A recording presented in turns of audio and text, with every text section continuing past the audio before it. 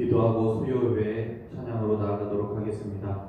사랑이 많으신 하나님 아버지 감사합니다. 우리에게 예배할 수 있는 시간을 허락하여 주심에 감사합니다. 비록 온라인 예배로 우리가 하나님께 예배하지만 우리가 있는 곳에서 하나님만을 찬양하고 하나님의 말씀을 묵상하며 또 하나님만을 바라보는 귀한 시간 되게 하여 주옵소서. 우리의 예배를 하나님께서 홀로 영광 받아 주옵소서. 이 나라와 또 어지러운 상황들을 하나님께서 해결하여 주시옵소서. 모든 것에 감사드리며 예수님의 이름으로 기도하옵나이다. 아멘. 주의 친절한 팔에 안기세. 우리 다 함께 찬양합니다. 찬송가 405장. 주의 친절한 팔에 안기세.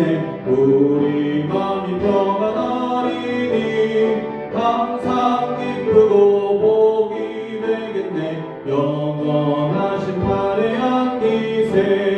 주의 팔에 그 크신 팔에 안기세. 주의 팔에 영원하신 팔에 안기세. 날이 갈수록 주의 사랑이 두루 광명하게 비치고 천성 가는 길 편히 가리니 영원하신 팔에 안기세. 주의 팔에 그 크신 팔에 안기세. 주의 팔에 영원하신 팔에 안기세.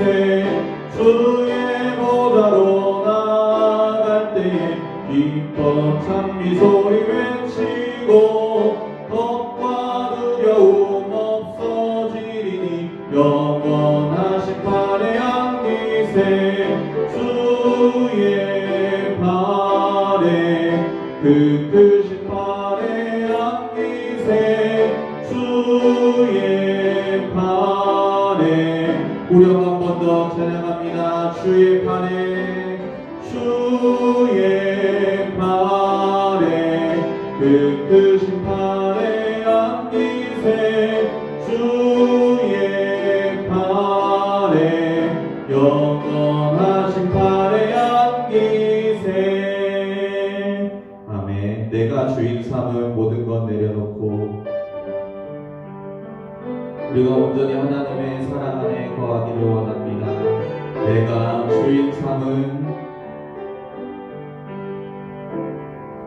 내가 주인 삼은 모든 것 내려놓고 내 주 대신 주 앞에 나가 내가 사랑했던 모든 것 내려놓고 주님만 사랑해. 내가 주인 삼은 모든 것 내려놓고 내 주 대신 주 앞에 나가 내가 사랑했던 모든 것 내려놓고 주님만 사랑해. 주 사랑 거친 풍랑에도 깊은 바다처럼 나를 잠잠케 해. 주 사랑 내 영혼의 반석. 그 사랑 우리 한 번 더 찬양합니다. 주 사랑 거친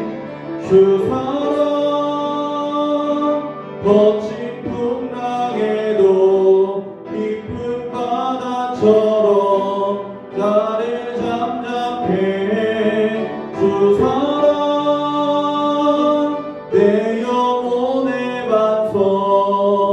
그 사랑 위에 서리. 이 시간 합심하여 기도하겠습니다. 이 예배의 시간이 성령 하나님의 오직 하나님께만 영광 돌리는 시간 되게 하여 주시고 우리가 하나님의 말씀 귀 기울이게 하여 주옵소서. 말씀 전하시는 권요한 목사님에게 성령의 충만함 주시고 우리 모두는 그 말씀 의지하여 승리하게 하여 주옵소서. 이 기도 제목을 묵상으로 우리 함께 기도하겠습니다.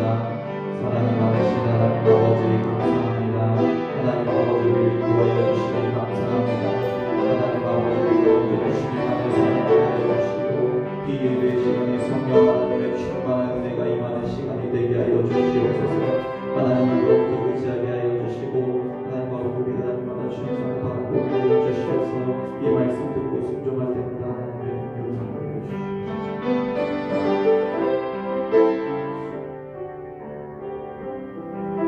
사랑이 충만하신 하나님 아버지, 이 시간 우리가 주님의 말씀을 듣기를 원합니다. 주님의 말씀을 듣게 될 때에 깨닫게 하시며 이 말씀을 붙들고 간절히 기도하는 주의 자녀들이 되게 하여 주옵소서. 모든 것을 예수님의 이름으로 기도드립니다. 아멘.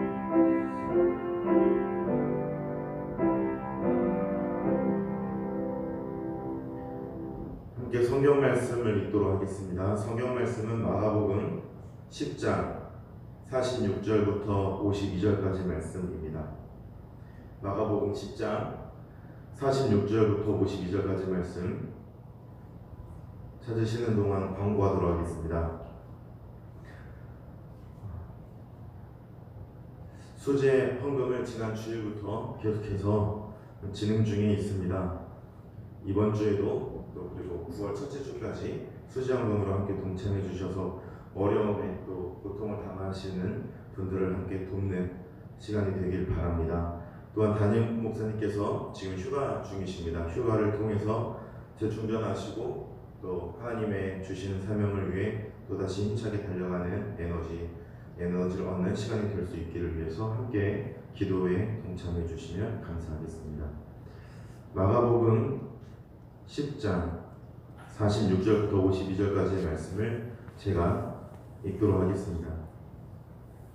그들이 여리고에 이르렀더니 예수께서 제자들과 허다한 무리와 함께 여리고에서 나가실 때에 디메오의 아들인 맹인 거지 바디메오가 길가에 앉았다가 나사렛 예수시란 말을 듣고 소리질러 이르되 다윗의 자손 예수여 나를 불쌍히 여기소서 하거늘 많은 사람이 꾸짖어 잠잠하라 하되 그가 더욱 크게 소리질러 이르되 다윗의 자손이여 나를 불쌍히 여기소서 하는지라.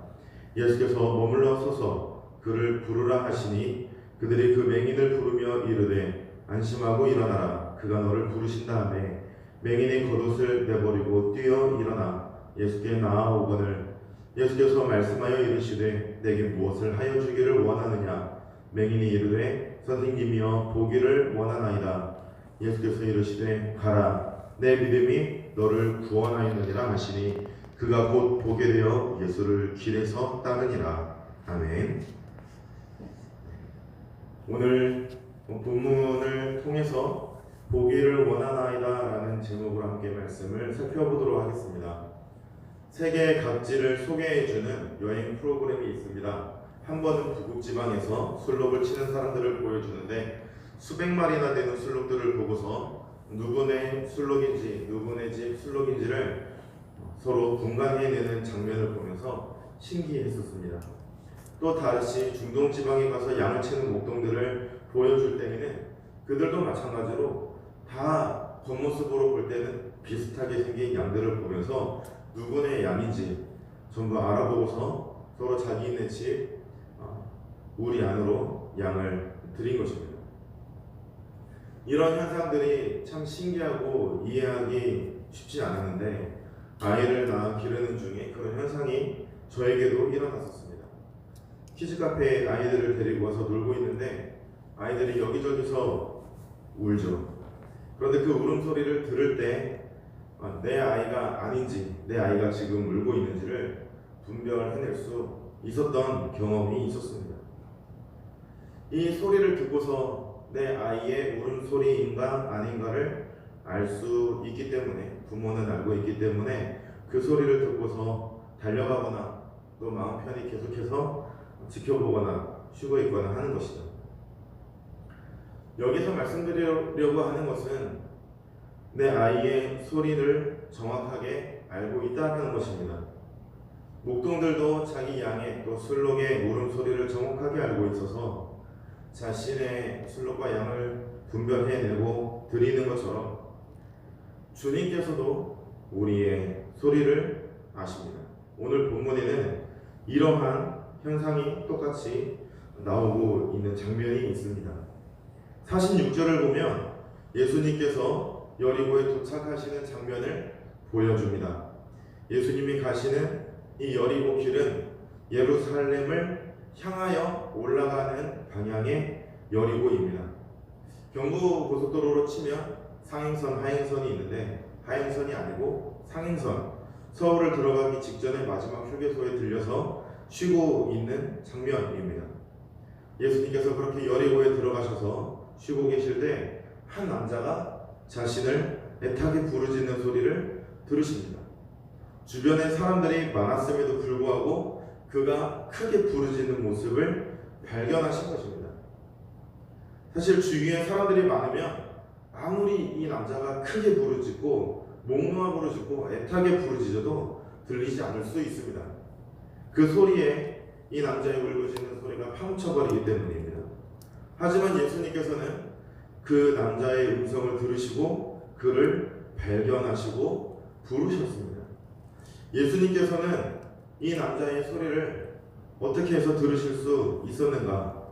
단서는 48절에 나와 있습니다. 48절을 보면 이 남자가 하나님이 택하신 백성이었기 때문에 예수님께서는 그의 음성을 들으신 것입니다. 48절을 보면 이르되 다윗의 자손이여 나를 불쌍히 여기소서라고 이 남자가 말을 했습니다.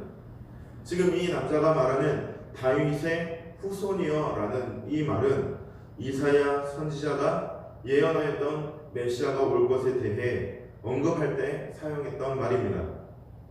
메시아라고 하는 이 이스라엘을 구원할 자가 다윗의 후손으로 날 것을 예언하였는데 이 남자가 그 단어를 불렀었기 때문에 예수님께서는 그의 음성을 들으실 수 있었다라는 것입니다.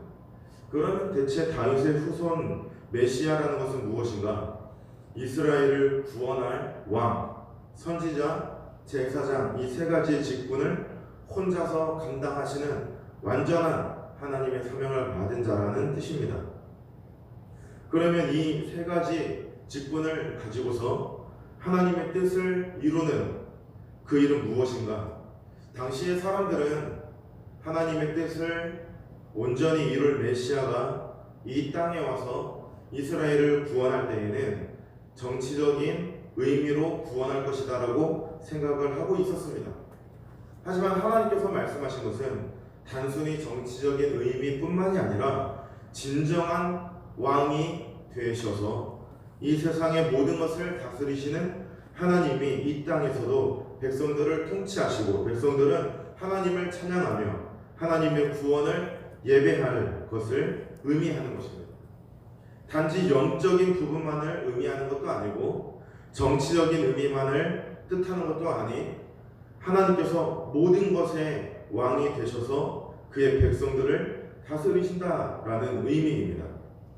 46절을 보면 예수님께서 지금 여리고에 도착하셨고 예루살렘에 가시는 중이십니다. 또 말씀드린 것처럼 메시아로서 이 십자가의 사명을 감당하시기 위해서 가시는 길입니다. 그리고 그 십자가는 예루살렘에 도착하게 되면 지시게 되어 있습니다. 여리고는 예루살렘 바로 앞에 있는 도시입니다. 이 여리고에서 잠시 쉬었다가 이 광야 길을 올라가면 만나는 도시가 예루살렘입니다. 그러니 십자가가 예수님의 코앞에 있는데 제자들과 주변의 사람들은 예수님을 향하여 메시아라고 고백하거나 예수님이 지실 십자가의 사역에 대해서 함께 기도하는 모습이 나오지 않습니다. 예수님이 모든 질병을 고치시는 모습과 예수님을 귀한 선생님으로 대우하는 장면은 나옵니다. 그러나 그들의 입에서 메시아라고 하는 고백이 나오지는 않습니다. 오직 오늘 우리가 만나보게 되는 이 남자를 통해서 이 남자의 입술을 통해서 다윗의 아들, 다윗의 후손으로 오신 예수여라는 메시아에 대한 고백이 터져나오고 있는 것입니다. 이 남자는 그 메시아가 오신 것을 깨닫고서 간절히 주님을 찾기 시작했고, 예수님께서는 그의 음성을 들으시고 부르십니다. 이 가운데 맨 마지막 사건은 52절을 보면 너의 믿음이 너를 구원하였다라고 말씀하시면서 그의 눈을 뜨게 만들어 주십니다. 그런데 우리가 여기에서 한 가지 궁금하게 되는 것은, 예수님을 찾았는데 그의 믿음은 무엇인가 구체적인 설명을 해주시지 않으신 채로 너를 구원하였다라고 바로 말씀하시면서 이 남자의 눈을 뜨게 만든다라는 것입니다. 그가 가지고 있는 믿음은 어떠한 믿음이고 또 이 믿음이 어떻게 작용하였기에 예수님께서는 그의 믿음을 보셨다라고 말씀하시는 것인지 궁금할 수 있습니다. 왜냐하면 이 남자가 예수님을 찾을 때 다윗의 후손이여라고 불렀지만 당시에 예수님은 아주 유명한 사람이었기 때문에 유명한 사람을 불렀고 또 많은 사람들을 질병에서 고치시고 회복시키셨기 때문에 그 소문을 듣고 이 남자가 불렀을 수도 있다라고 생각할 수 있기 때문입니다. 그런데 이러한 생각은 틀린 것이고, 그가 예수님에 대해서 고백한 이 다윗의 후손이라고 하는 이 고백이 예수님을 향한 메시아로서의 믿음의 고백이라는 것을 우리가 살펴보게 된다면, 예수님께서 그 다음에 말씀하신 너의 믿음이 너를 구원하였다라고 하는 이것을 우리가 알 수 있습니다. 그 과정을 살펴보는 데에서 우리가 초점을 맞추어야 될 것은 이 남자가 예수님을 간절히 찾는 그 장면입니다. 이 남자의 이름은 정확하게 이 본문에 나오고 있지는 않습니다. 46절을 보면 디메오의 아들인 맹인거지라고 설명을 하고 있습니다. 디메오의 아들이라는 뜻이 바디메오입니다. 우리는 바디메오를 하나의 대명사로 이름처럼 써서 이 맹인거지 이름이 바디메오인 것처럼 생각을 하지만 실은 이 남자가 있지 않습니다.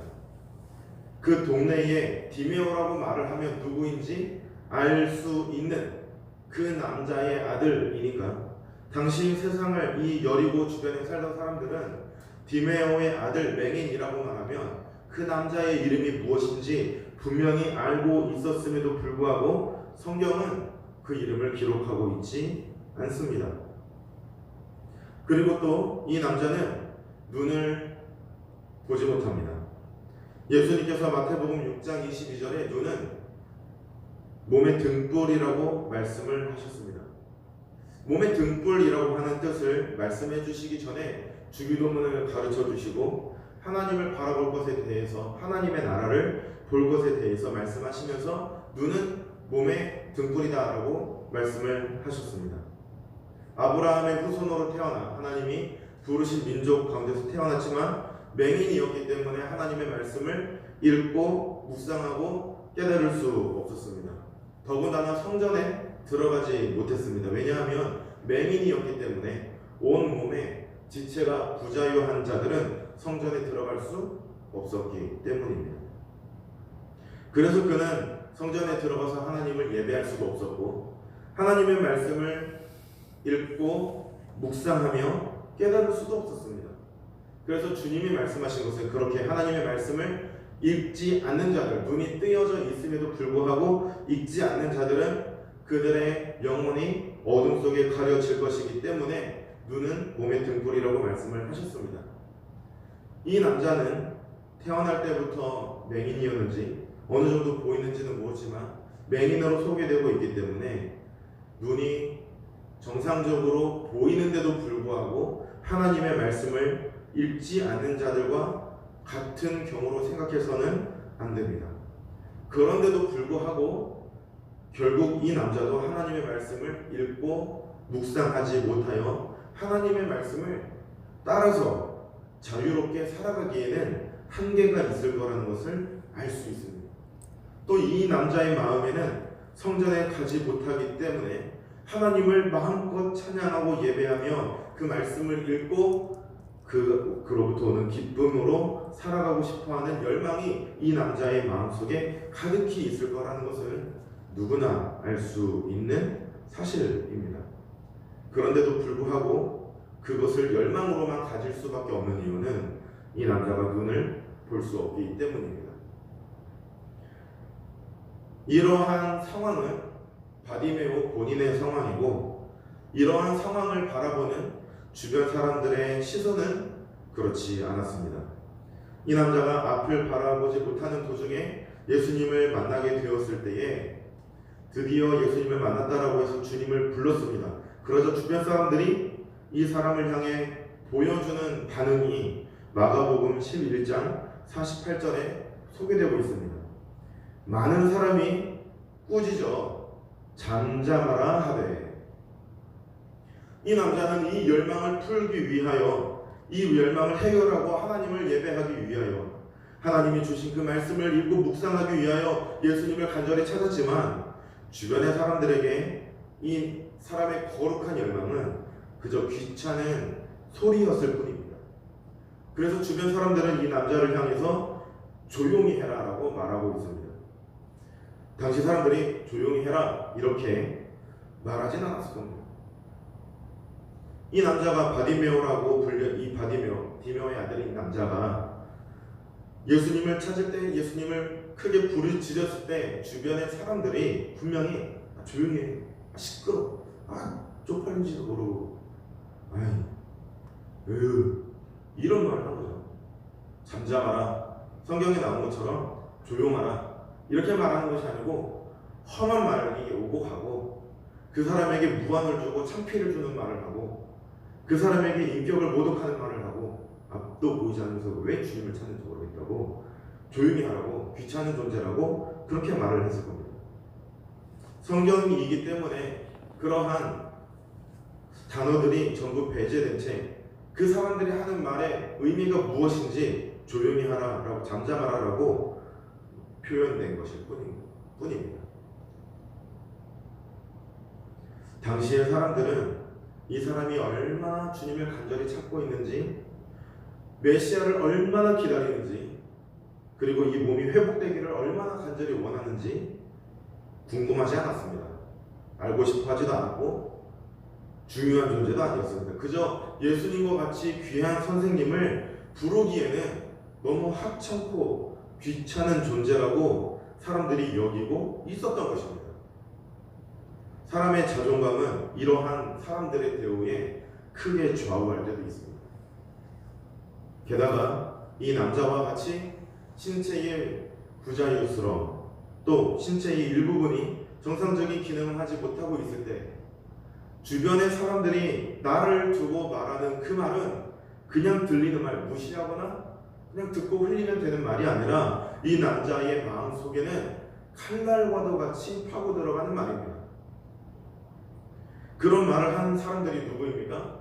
이방 사람들, 하나님을 대적하는 자들이 아니고 하나님을 예배하는 자들, 예수님을 따라다니는 자들, 예수님의 말씀을 듣기를 간절히 소망하는 자들, 지금 이 여리고성에 도착한 예수님의 주변에 모여들 정도로 열정이 있는 자들이 한 얘기가, 한 사람의 마음에 칼날과도 같은 이 날카로운 말을 던지면서 예수님 주변에서 조용히 알아서 사라져 주기를 원했던 것입니다.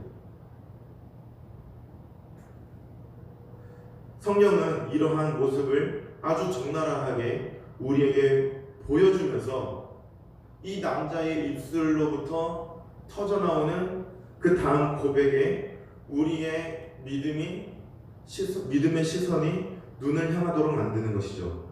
그렇게 사람들에게 모진 대우를 받았지만 그 고통스러운 마음을 담아서 이 남자가 다시 한번 주님을 향하여 내지른 울부짖음은 다윗의 자손 예수여 나를 불쌍히 여기소서라는 것입니다. 앞서 설명을 드렸지만 다윗의 자손, 다윗의 후손이라는 이 말은 보통의 수식어가 아닙니다. 오직 메시아를 뜻하는 말입니다. 그래서 사람들은 이 말을 들었을 때에 예수님을 향해 이 맹인이 던진 다윗의 자손이라는 말을 듣고서 모두가 이사야 선지자의 예언과 또 메시아로서의 예수님의 모습을 생각했을 것입니다. 그러나 그들의 입술로부터는 이러한 고백이 나오지 않고 있습니다. 사람들이 귀찮게 여기고 하찮게 여기고 예수님의 주변에서 예수님의 시간을 빼앗을 수 없는 존재로 여기던 이 맹인 한 사람은 예수님을 향하여 메시아이신 예수님을 고백하고 있는 것입니다. 이 말은 단지 고백이 아닌 이 맹인의 믿음의 고백이었던 것입니다. 그 고백을 들으시고 예수님께서는 하나님이 택하신 백성의 울부짖는 소리를 들으시게 된 것입니다. 그리고 그 발걸음을 멈추시고 그를 바라보며 사람들을 향해 데려오라라고, 그를 불러오라라고 말씀을 하시는 것입니다. 하나님께서는 그 택하신 자녀들을 만나십니다. 오늘도 하나님께서 택하신 그 자녀들을 만나십니다. 우리를 부르시기만 하고 놔두시는 것이 아니라 오늘도 우리를 부르시고 또 찾으시고 만나시며 우리와 함께하기를 원하십니다. 이 맹인 바디메오와 같이 우리도 주님의 음성을 듣고 주님을 간절히 부르짖으며 전능하신 하나님, 나를 구원하신 하나님을 찾고 있는가 우리가 돌아보는 시간이 되기를 바랍니다. 그리고 기름을 미리 준비해서 신랑이 오기를 간절히 기다렸던 지혜로운 처녀들과 같이 나를 부르시는 주님의 음성을 듣게 될 때에 곧바로 따라가며 순종하는 하나님의 백성들이 될 수 있기를 바랍니다. 이러한 우리의 순종을 통해서 하나님께서 우리와 함께 하실 것입니다.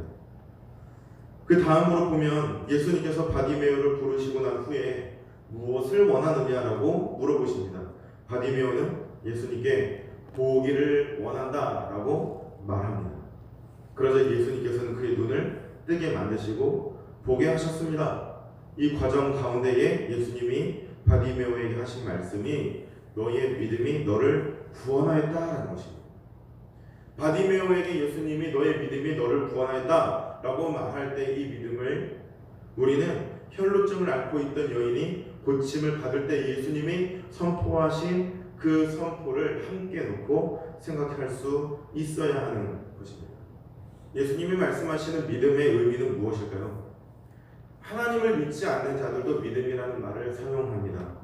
하나님을 믿지 않는 자들이 믿음이라고 말을 할 때에는 세상에 일이 잘 될 거라고 믿는다며 위로해 줄 때, 어려운 일을 만난 사람에게 언젠가는 잘 될 거야, 언젠가는 잘 될 거라고 생각해, 언젠가는 잘 될 거라고 믿어 라고 말하는 의미의 믿음입니다.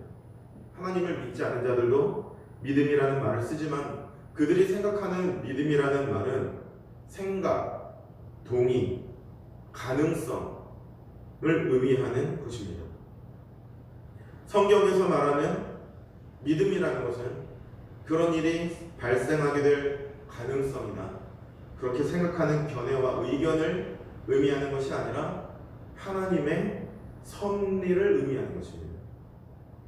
내가 그렇게 생각하지 않는다고 하여도 하나님의 섭리는 이루어집니다. 우리나라가 일제시대에 빠져 있을 때 일제시대 후기로 와서 많은 사람들이 변절하고 이름을 바꾸고 일본을 찬양했습니다. 나중에 광복이 된 다음에 그들에게 물어보았을 때 왜 말년에 조금만 더 독립을 위해서 수고하고 애쓰면 되는데 왜 말년에 가서 그렇게 변절했느냐 물어보았을 때 그들이 대답한 이유는 한결같이 일본이 그렇게 쉽게 망할 줄 몰랐기 때문이라는 것입니다. 조금만 더 자신의 뜻을 가지고 있으면 되는데 그것을 지키지 못하는 정도의 의미로서의 믿음이라는 의미가 아니고 하나님의 섭리로서의 의미.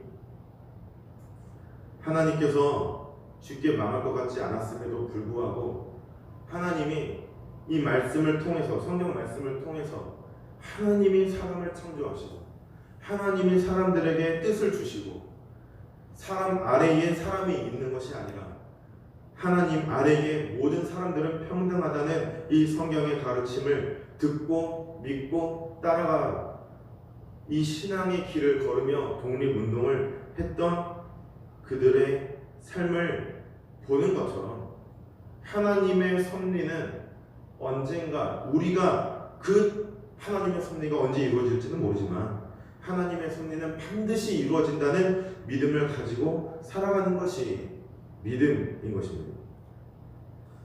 다니엘의 세 친구인 하나냐, 미사엘, 아사랴는 다니엘 바벨론의 포로로 끌려가 살고 있던 포로민이었습니다. 그곳에서 자기들을 지배하던 지배 종족이 그 지배 종족의 최고 우두머리인 왕의 우상을 만들어 놓고 절하라고 명령을 내렸습니다. 그러면 당연히 절을 해야 되는 상황이죠. 하지만 이 세 친구는 절을 하지 않았습니다. 그 대가가 무엇입니까? 하나님만을 믿으며 하나님만을 예배하기로 결단하여 우상에 절하지 않은 그 대가, 그 결과는 평소의 용광로보다 7배 더 뜨거워진 용광로에 빠뜨려 태워 죽이는 것이었습니다. 그때 이 세 친구의 고백이 바로 믿음의 고백이 되는 것입니다. 자신들은 이 우상에게 절하지 않을 뿐만 아니라 하나님만을 예배할 것임을 고백합니다. 그리고 하나님께서 자신들을 이 용광로에서 뿐만 아니라 더한 곳에서도 자신들을 건지실 믿음을 가지고 있죠. 그리고 나서 이들이 고백하는 것은 설령 하나님이 우리를 이 용광로에서, 이 풀무불에서 건지시지 않는다고 하여도 우리는 이 우상에게 절하지 않을 것입니다 라는 고백을 하고 있습니다. 성경에서 말하는 믿음은 바로 이러한 믿음입니다. 세상 사람들은 이러한 믿음을 사용하지 않습니다. 하나님을 향한 믿음도 아니고 하나님의 섭리가 온전히 이루어질 것을 믿는 믿음도 아니며 하나님이 전능하시다는 믿음을 가지고 있지 않습니다. 그래서 자신들이 노력한 것에 대한 보상을 받을 가능성을 두고 믿음이라고 말합니다. 그래서 그들은 작은 공덕, 대단한 큰 공덕을 말합니다. 작은 공덕은 작은 믿음이고 큰 헌신, 큰 공덕, 큰 노력은 큰 믿음이라고 말합니다. 그러나 믿음에 작은 믿음과 큰 믿음이 없습니다. 왜냐하면 믿음이라는 것 자체가 하나님께서 주시는 선물이기 때문이죠. 하나님이 주시는 선물은 작은 선물, 큰 선물이 없다는 것입니다. 하나님이 주신 선물인 이 은혜인 믿음으로부터 우리가 하나님의 자녀가 되어 신앙생활하는 이 생활이 하나님의 백성으로서의 생활이 시작되는 것입니다. 그리고 이 믿음으로부터 하나님을 더욱더 깊이 알아가게 되는 것이고 하나님을 향하여 우리의 믿음을 고백하고 선포하는 것입니다. 다니엘과 그 세 친구 또한 오늘 본문에서 나오는 바디메오와 같이 하나님이 주신 믿음을 통해서 하나님이 나를 다스리고 계시고 하나님이 지금 나를 만나고 계심을 선포하는 것처럼 우리가 해야 될 일은 나를 찾아오시는 그 주님을 지금도 바라보고 그 주님을 향하여 우리의 모든 순종을 주님께 올려드리겠다는 이 믿음의 고백을 주님께 드리는 것입니다. 우리가 뜻하고 바라고 원하는 것들이 다 잘 되면 좋겠습니다. 하지만 설령 그것이 이루어지지 않는다 할지라도 우리의 믿음은 그러한 것들이 이루어지고 엎어지고 하는 것과 상관없이 끝까지 주님만을 바라보는 믿음이 되었으면 좋겠습니다. 왜냐하면 하나님이 주신 믿음은 바로 주님만을 바라보는 믿음이기 때문입니다. 오늘 바디메오는 자신이 눈의 시력이 약하여 보지 못하고 있음에도 불구하고 다윗의 후손으로 오시는 주님을 끝까지 바라보고 있었습니다. 그리고 그 주님을 바라볼 때에 주님이 자신을 회복시키시고 고치실 것을 믿었습니다. 그때가 지금인지 나중인지 바디메오는 알지 못했지만 언젠가 자신을 회복시키시고 고치시는 하나님의 손길을 기다리고 기도하였던 것처럼 이번 한 주 동안 우리가 살아가면서 이 세상을 살아가면서 하나님의 백성으로서 하나님의 섭리가 하나님의 뜻이 나를 통해 온전히 이루어지기를 간절히 기다리시고 기도하시는 하나님만을 바라보는 믿음의 백성들이 되시기를 바랍니다. 함께 이 시간 기도하겠습니다. 사랑이 충만하신 하나님 아버지, 이 시간 우리가 주님만을 바라보니 주님이 우리에게 주시는 이 믿음을 가지고 끝까지 주님만을 의지하며 살아갈 수 있도록 인도하여 주옵소서. 우리가 살아가면서 주님께 기도하며 나아갈 때에 그 뜻이 언제 이루어질지 나는 알지 못하지만 하나님의 섭리를 우리가 기다리며 또한 기도하는 가운데 하나님의 뜻을 기대하는 주의 백성들이 될 수 있도록 인도하여 주시옵소서. 모든 것을 예수님의 이름으로 기도드립니다. 아멘. 함께 찬송가 200장 찬양하도록 하겠습니다.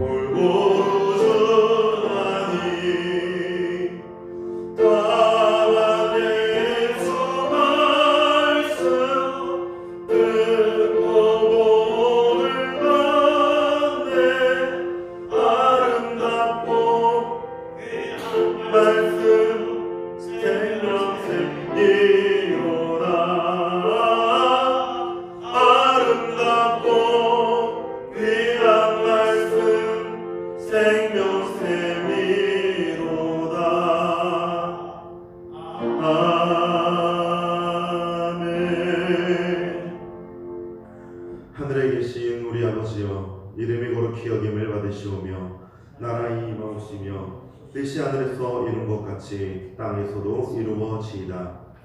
오늘날 우리에게 일용할 양식을 주옵시고 우리가 우리에게 죄 지은 자를 사하여 준 것 같이 우리 죄를 사하여 주옵시고 우리를 시험에 들게 하지 마옵시고 다만 악에서 구하옵소서. 대개 나라와 권세와 영광이 아버지께 영원히 있사옵나이다. 아멘.